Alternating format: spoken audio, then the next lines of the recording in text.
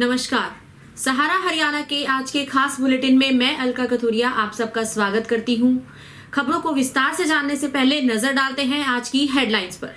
Lockdown part 3 में मिली छूट, खुले बाजार लेकिन जमकर उड़ी सोशल डिस्टेंसिंग की धज्जियां। कोरोना के कहर के चलते बाजारों में आज की तस्वीरें बढ़ा रही हैं चिंता। रेलवे स्टेशन रोहतक में एडीआरएस प्रशांत कुमार ने किया स्टेशन का निरीक्षण, पत्रकारों से हुए रूबरू। उपायुक्त आर.एस. वर्मा ने शहर के अलग अलग व्यापार से संबंधित दुकानों को खोलने के लिए सप्ताह में दिन किए तय। लॉकडाउन में खून की कमी को पूरा करने के लिए अंबेडकर चौक पर लगा रक्तदान शिविर। कोरोना महामारी के चलते पूर्व सैनिक और उनकी विधवाएं जीवन प्रमाण पत्र के लिए ना हो परेशान। समाज सेवी राजेश जैन ने अपनी पोत्री के जन्म दिवस पर प्रवासी मजदूरों के लिए भोजन वितरण की वैन की रवाना। खत्म होगा छात्रों का इंतजार, 5 मई को होगी जेईई मेन और नीट की परीक्षा की घोषणा। आईएएस रानी नागर ने दिया इस्तीफा, अपने गृह नगर हुई रवाना। खबरें अब विस्तार से। कोरोना महामारी से बचाव के चलते आज लॉकडाउन पार्ट 3 लागू हो गया। इस बार सरकार ने हर जिले को कैटेगरी में बांटकर लॉकडाउन में कुछ शर्तों पर छूट देने का फैसला किया, जिसके अंतर्गत रोहतक में अधिकतर बाजार खुले नजर आए। लंबे अंतराल के बाद जब आज बाजार खुले तो कई जगह बाजारों में अफरा तफरी का माहौल भी दिखा और सोशल डिस्टेंसिंग की भी जमकर धज्जियां उड़ती दिखाई दी। कोरोना के कहर के चलते बाजारों में पहले ही दिन आज की तस्वीरें थोड़ी चिंता जरूर बढ़ाती हैं, क्योंकि अगर यही हाल रहा तो करीब 1.5 महीने के लॉकडाउन की मेहनत पर पानी फिर सकता है और कोरोना संक्रमण के रूप में एक बड़ा संकट पैदा हो सकता है। प्रशासन को भी इस बारे में दोबारा गहनता से विचार करना होगा और साथ ही आमजन को भी अपनी जिम्मेवारी समझते हुए सरकार द्वारा तय की गई शर्तों और निर्देशों को मानना होगा। रोहतक रेलवे स्टेशन पर सोमवार को एडीआरएस प्रशांत कुमार ने स्टेशन का निरीक्षण किया। बाद में पत्रकारों से रूबरू होते हुए उन्होंने कहा कि स्टेशन काफी समय से बंद पड़ा हुआ था और भविष्य में सरकार के आदेशों के बाद अगर सेवाएं दोबारा चालू की जाती हैं तो उस समय क्या क्या ज़रूरतें होंगी, उसका जायज़ा लेने के लिए उन्होंने आज निरीक्षण किया है। प्रवासी मजदूरों के लिए चलाई जाने वाली स्पेशल ट्रेन पर उन्होंने कहा, स्टेशन से अगर हमारा ट्रेन ऑपरेशन शुरू होता है तो क्या क्या ज़रूरतें हैं स्टेशन पे, इतने दिनों से बंद पड़ा हुआ था, तो वो तैयारी देखने के लिए हम लोग आए हैं। सर, क्या कल ट्रेन रवाना होगी? ऐसी कोई सूचना हमारे पास में नहीं है। ऐसी हमारे पास में कोई सूचना नहीं है कि कोई ट्रेन यहाँ से रवाना हो रही है, नहीं हो रही है। ये हम लोग अपनी इंटरनल प्रिपरेशन है हमारी। नहीं, जैसा कि अभी ये पता चला कि मुख्यमंत्री जी ने रेल मंत्रालय को और डीएम साहब के लिए लेटर लिखा था कि हमें कुछ यात्रियों को बिहार भेजना है।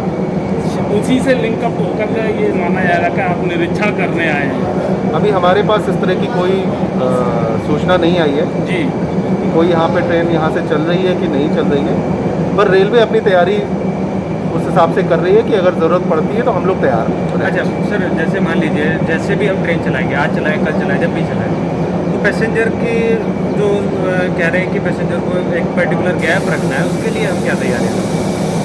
वो तो हम लोग जब जैसी सिचुएशन होगी एसेस करके वो सारे प्रिकॉशंस लिए जाएंगे। ओके, उसमें किसी तरह की कोई हेल्थ चेकअप वगैरह करके तभी उनको परमिशन दी जाएगी। वो जो मोडालिटीज़ जब इस तरह का हमारे पास में कोई रिक्वायरमेंट आएगी वो स्टेट गवर्नमेंट के साथ में मिल करके वो मोडालिटीज़ वर्कआउट करी जाएंगे। तो सर, ये जैसे ट्रेन अगर रवाना होती है तो जो लोग जाने उनको किस तरह से इन्फॉर्म किया जाएगा? यहाँ कब तक व्यवस्था है, कितने दिन समय पहले शुरू हो जाएंगी?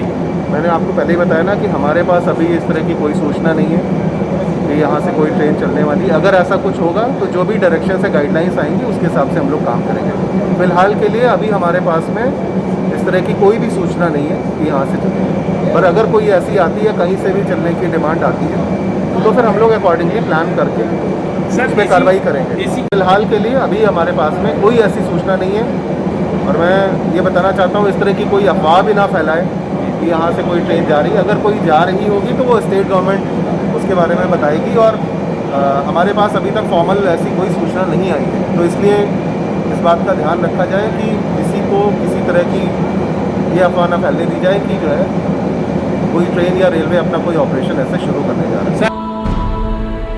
करीब 40 दिनों के बाद लॉकडाउन फेज 3 में सरकार ने कुछ शर्तों के साथ रियायतें देने का आदेश जारी किया है। रोहतक उपायुक्त आर.एस. वर्मा ने आज पत्रकारों से रूबरू होते हुए शहर के बाजारों को खोलने की रणनीति को बताया। रोहतक में अलग अलग प्रकार के व्यापार से संबंधित दुकानों को खोलने के लिए सप्ताह में अलग अलग दिन तय किए हैं। साथ ही रोहतक की शोरी क्लॉथ मार्केट व साथ लगती सभी कपड़ा मार्केट, किला road, Gandhi camp, railway road, Chameli market, Kewalganj, Bara Bazar, माल गोदाम रोड की सभी दुकानों के लिए अलग से आदेश जारी होंगे। उन्होंने बताया sweet shops, tea stall, vegetable, fruit, medical hall, grocery और हमारा ग्रीन ड्राई पाउडर, कॉन्फेक्शनरी और pesticide, seeds, fertilizer, agriculture implements, book stall, stationery, cyber cafe, photostat, forum, beta booth, hard dry cleaner, tyre puncture and the welding shops. आपका 9 से 5 बजे daily and milk vendor for door to door supply, beta booth आपका 7 बजे से प्रातः 7 बजे से शाम को 9 बजे तक। और medical service drug controller cell issue a roster opening of the medical hall for the emergency purpose after 5 PM। Second, हमारा जनरल स्टोर और शू, चप्पल, readymade, governments, handloom, gift, toys, furniture और ये जो सारी चीज़ें, इसमें हमारा automobiles, auto spare parts, tyre, tube, tent house, cloth, ये सारी हमारी मंडे, वेडनेसडे और फ्राइडे 10 बजे से 5 बजे।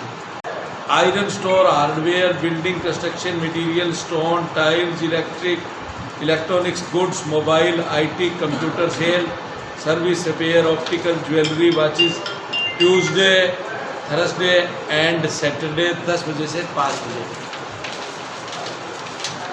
हमारा पेट्रोल पंप सुबह 7 बजे से 7:30 बजे तक और 7 बजे के बाद इमरजेंसी सर्विसेज के लिए नेशनल हाईवे पे सांपला से यहाँ तक एक और रोहतक से महम एक, कलानौर से रोहतक के बीच में एक और पूरे शहर में 2 पेट्रोल पंप इमरजेंसी, ये रोस्टर तैयार करेंगे हमारे DFSP पेट्रोल पंप एसोसिएशन के साथ।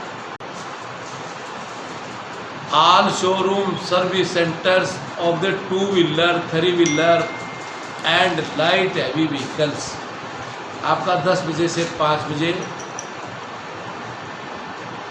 3 दिन 1 सप्ताह में। बार्बर सैलून 10 बजे से 5 बजे डेली। ये सारी परमिशन दी, ये सारी शॉप्स एक्टिविटीज जब चलेंगी, जब ये हमारे गवर्नमेंट ऑफ इंडिया MHA की गाइडलाइंस जिसके मुताबिक सोशल डिस्टेंसिंग और मास्क बिना लगाए कोई बाहर नहीं निकलेगा, अपनी शॉप्स को दिन में 2 बार सैनिटाइज करेंगे और जो MHA की गाइडलाइन है कि जो लेबर और सेलर जो दुकानों की परिभाषा 50 गज से कम की है, उनमें एक आदमी काम करेगा, आपका 100 तक है 2 करेगा, 200 तक 3 करेगा, मैक्सिमम 3 लोग काम करेंगे। अच्छी बात है, हमारे मजिस्ट्रेट का काम उनको समझाना, रोकना और नहीं माने तो कानूनी कार्रवाई करना, ये हमारे ऑफिसर्स का कार्य है। ये बिल्कुल फंसे यहाँ पे, उनके लिए अभी तक कितने लोगों ने आवेदन किया है? अब तक हमारे पास 98 लोग आ गए, 98 जो स्टूडेंट है, स्टूडेंट ओनली। इसकी मैं यही अपील करूंगा कि जिलावासी हमारी जो सरकार ने और MHA ने जो छूट दी है, उस छूट के मद्देनज़र छूट को भी सोशल डिस्टेंसिंग और दिए गए नॉर्म्स के मुताबिक और जो लोग डाउन की अदर कंडीशंस है उनको ठीक प्रकार से पालना करें ताकि हम कोरोना से बचे रहें। एक MLA के खिलाफ शिकायत हुई थी, एक MLA के खिलाफ सोशल डिस्टेंसिंग तोड़ने की शिकायत हुई थी, उसमें कुछ जांच चल रही है चीफ सेक्रेटरी से? वो मैटर अभी अंडर कंसिडरेशन है। सर, प्राइवेट स्कूलों में फीस को लेकर अभिभावकों की शिकायतें आ रही है, तो इसको लेकर कोई कंफ्यूजन है तो आपकी तरफ से भी कोई? ये सरकार की तरफ से स्पष्ट है, अभी तक फीस ना देने का सरकार की तरफ से कोई आदेश नहीं है, कोई निर्णय नहीं है। ट्यूशन फीस ले सकते हैं इसको? बिल्कुल।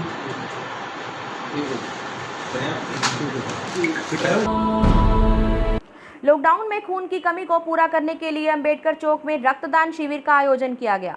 बाबा सुखा शाह ने इस मौके पर कहा कि कोरोना के चलते PGIMS में खून की कमी हो गई है, जिसकी पूर्ति के लिए आज यहां रक्तदान शिविर का आयोजन किया गया है। डॉक्टर गोपाल और उनकी टीम ने रक्तदान शिविर को कामयाब करने के लिए अपना सहयोग दिया। समाज सेवी नवीन नैन ने कहा कि रक्तदान से बड़ा कोई दान नहीं और संकट के इस समय में रक्तदान करना एक बड़ी सामाजिक सेवा है। रक्तदाताओं को प्रमाण पत्र देकर सम्मानित किया गया।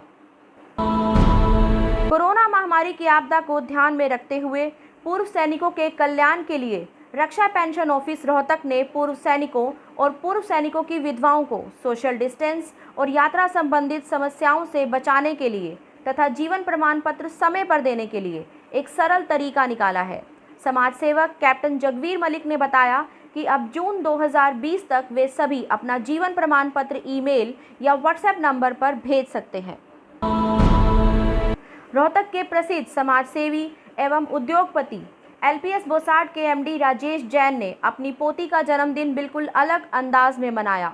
कोरोना काल में अपनी जिम्मेदारी समझते हुए उन्होंने ज़रूरतमंदों के लिए भोजन वितरण की व्यवस्था की और उनकी पोती स्वास्तिका ने भोजन वितरण एम्बुलेंस को रवाना किया। साथ ही सामाजिक संस्थाओं को स्कूल बैग, किताबें, कॉपियां और चॉकलेट भी बांटे गए। यह जानकारी मीडिया प्रभारी राजीव जैन ने दी। कोरोना वायरस से बचाव के लिए देश भर में लगाए गए लॉकडाउन के कारण इंजीनियरिंग और मेडिकल में दाखिला लेने वाले छात्र भी परेशान हैं। छात्रों के बड़े वर्ग को इस बात की चिंता सता रही है कि JEE मेन और नीट की परीक्षा कब होगी, लेकिन अब छात्रों और अभिभावकों का यह इंतज़ार 5 मई को खत्म होने जा रहा है। मानव संसाधन विकास मंत्री रमेश पोखरियाल मंगलवार दोपहर इसकी घोषणा करेंगे और वे देश भर के छात्रों से वेबिनार के माध्यम से सीधे संवाद करने जा रहे हैं। इसी कार्यक्रम के दौरान परीक्षा की डेट की घोषणा भी की जाएगी। हरियाणा कैडर की IAS रानी नागर ने आज अपने पद से इस्तीफा दे दिया। सरकार से अनुमति मिलने के बाद आज ही वे गाजियाबाद लौट रही हैं। 2014 बैच की IAS अधिकारी ने नौकरी से इस्तीफा देने का निर्णय कुछ ही दिन पहले लिया। वे social justice and empowerment department में एडिशनल डायरेक्टर के पद पर तैनात थी। बता दें कि उत्तर प्रदेश की रहने वाली IAS अधिकारी अपनी सुरक्षा को लेकर लगातार चिंतित थी। उन्होंने हरियाणा में एक मामले को लेकर हाई कोर्ट में भी शिकायत लगा रखी थी। इसी के चलते आज उन्होंने इस्तीफा दे दिया। आज के लिए इतना ही। अगले एपिसोड में आपसे फिर मुलाकात होगी। तब तक के लिए सतर्क रहिए, स्वस्थ रहिए। नमस्कार।